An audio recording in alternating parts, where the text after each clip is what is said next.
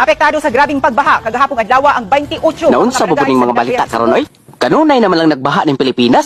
Alangan man lagi di magbaha pre. Nga ang flood control din sa Pilipinas. Gikaon naman sa mga buhaya. Ay!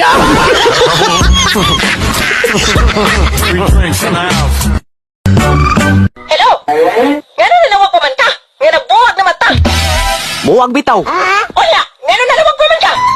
Unya, wala lang di ko'y katungod nga maningil sa 10K nga imong huwam nako. Aw, magbalik ka ng taon? Kahaso na niya ng trabaho ah? Ay!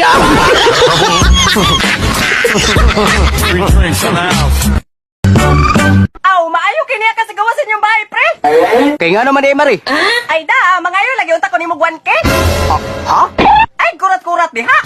Kada ko po na Mari. Oy, unya, imurang pa kayoon. Unsa man? Muhatag ka o isumbong ta kasi mga asawa nga ako ang imong kami. Ayog binuang niya, Mari, ha? Ay, tinudod jud ako basta di ka muhatag. Aw, di ama ko'y 500 dire. Unsay 500? Unya na lang ang 500 og makascore na ko nimog balik. Ay, di pwede oy. Kay ginanglanon kayo na ko ang kwarta. Iasa man din mo ng kwarta. Ibayad sa ko mga panting imong ipaglangkat. Nga nautang na ko sa mga asawa. Ay! Three drinks in the house.